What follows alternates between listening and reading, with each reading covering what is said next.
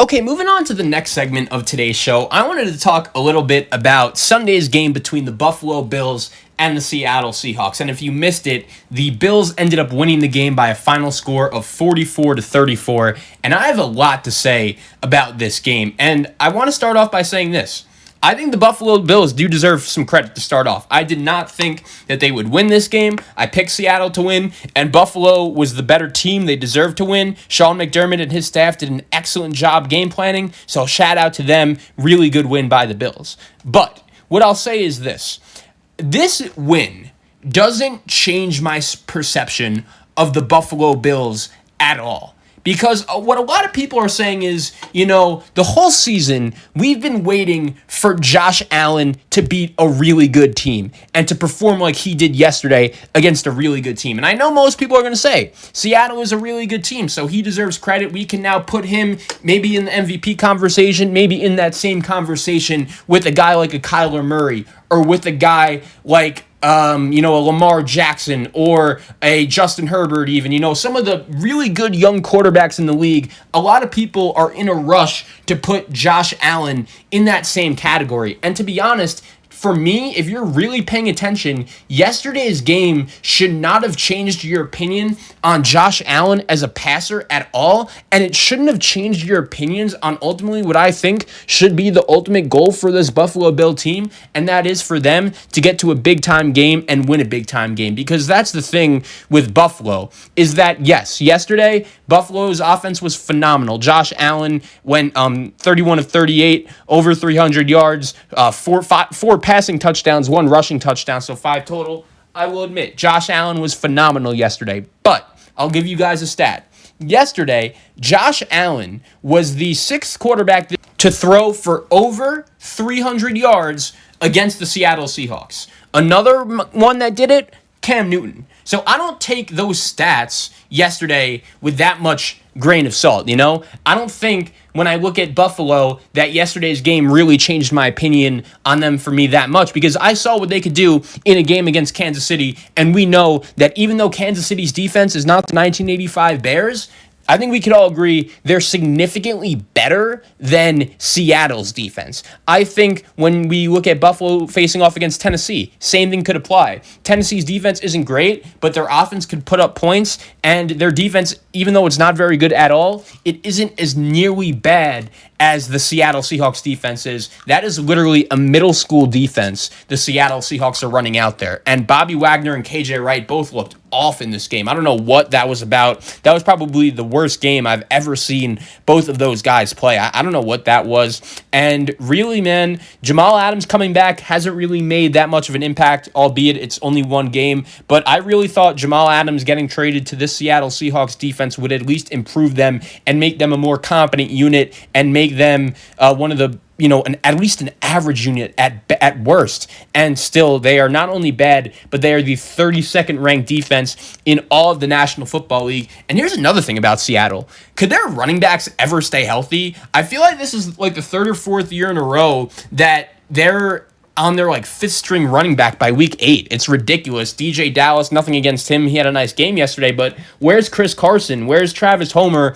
All of these guys are just super banged up for Seattle, and I think if I'm them, I'd want to get them back and healthy as soon as possible. But going back to Buffalo, a lot of people have asked me, are you more impressed with Buffalo or more disappointed in Seattle? And for me, it's not even close that I am more disappointed in Seattle, because that was a humiliating defeat on Sunday. And I get it. Seattle is 6-2. They scored 34 points against the Bills. Russell Wilson threw for 390 yards and 2 touchdowns, ran for 1, but at the same time, 4 turnovers, which all led to points for the Bills. He was sacked 5 times and knocked down 16 times. And I'm not blaming Russell Wilson. All I'm saying is that when your defense is that bad and you turn the ball over 5 times, you are not going to ever find a way to win. And Buffalo's defense, people are saying that, Buffalo's defense is finally on the track to improve and they're going in the right direction, and it was a unit that was very good last year. They still gave up so many points and so many yards to Russell Wilson, including 34 points. I get the final score was 44-34, but it wasn't really that close. And looking at Seattle now, they they're lucky that Arizona lost against Miami, or else they would have lost their lead in the NFC West. But fortunately for them, they kept it. And Seattle is in a very interesting spot right now because their upcoming schedule is tough. They do have a game against Arizona at home on a Thursday night. That game is not this week. That's actually in 2 weeks because they play the Rams on the road next week, which is just a very, very important game for Seattle. And they're going to need to do whatever they can to get that win because so far, especially after watching them yesterday, that was just a bad loss. And their defense was just lackluster, man. That was an awful performance. And it's funny because going into the season, if you listen to this show, you guys know that I really wasn't high on Josh Allen. I really did think he was one of the 5 worst passers in the NFL going into the season, and I really did think the Buffalo Bills were going absolutely nowhere with him as their starting quarterback just because his ceiling isn't high, I didn't think, and I just didn't think he was ever going to improve with his accuracy and throwing the ball. And to his credit, he's done that. I think he's a much better player right now than I ever thought he would have been, and he deserves a lot of credit for that. I think he's only going to get better and better, and I think he'll improve.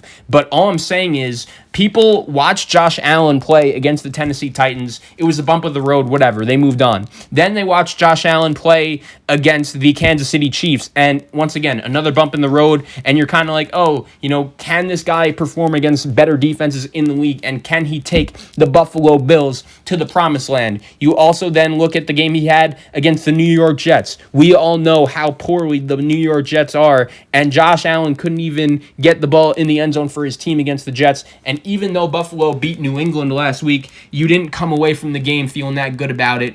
And their offense really was not able to move the ball at all. So even though Josh Allen does deserve credit, I don't think Buffalo didn't answer any questions for me. They beat a good team with the defense of a middle school, and it was a big day for Josh Allen. But in terms of moving the needle, I don't think this win really means that much to me. And Buffalo Bill fans, look, if you want to get all excited about winning the division, I get it. You should be. If the Buffalo Bills win the AFC East this season, it will be their first division win since the early 1990s, and they should have a lot to celebrate about. So if Bills fans want to jump into tables and do all that, fine, congratulations. You haven't even won the division yet, but if you guys do, congratulations on that. But at the same time, I prioritize teams in terms of, all right, who do I think could win the Super Bowl? Who could get to the Super Bowl? And not even that, but who has a ceiling to win in January, Who has a floor to win in January? And watching Buffalo yesterday, it was an impressive game, but they didn't answer my question of, can Josh Allen do that against an elite team? Because Seattle is not an elite team right now because they have a defense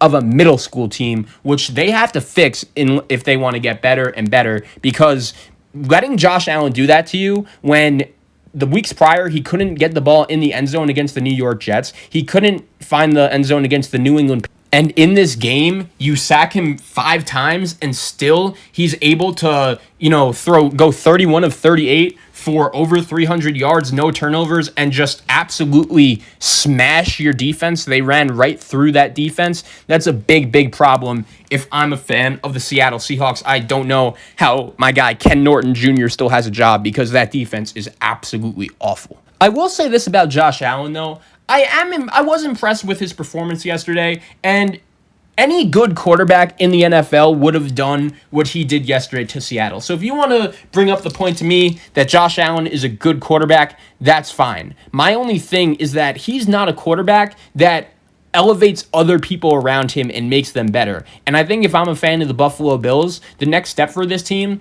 that's what I want to see. In a big game, in a big moment against a team like the Kansas City Chiefs or the Pittsburgh Steelers or the Tennessee Titans, the teams that the Buffalo Bills are really going to have to be competing with come playoff time, is he going to be able to make those big plays like he did yesterday against Seattle, against some of the better defenses in the NFL, like Kansas City, like Pittsburgh. So Josh Allen, it was a good sign of progress yesterday, but I still don't believe in him 100% going forward just because still I haven't seen him perform very well, including as well as he did yesterday against an elite defense.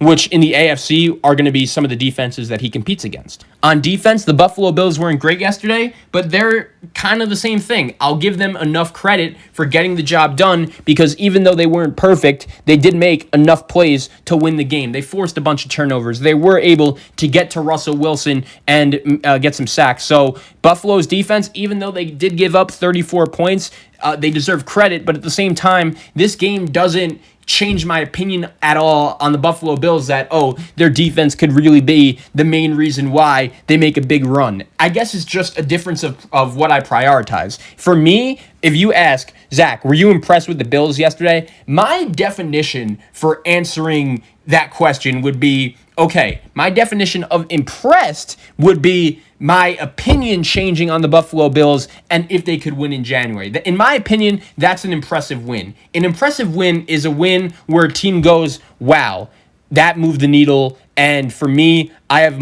a lot more confidence in them going forward. I think I'll give Josh Allen credit. He did a good job, but this game doesn't move the needle in the sense that doing well against Seattle's defense just doesn't mean much to me at all.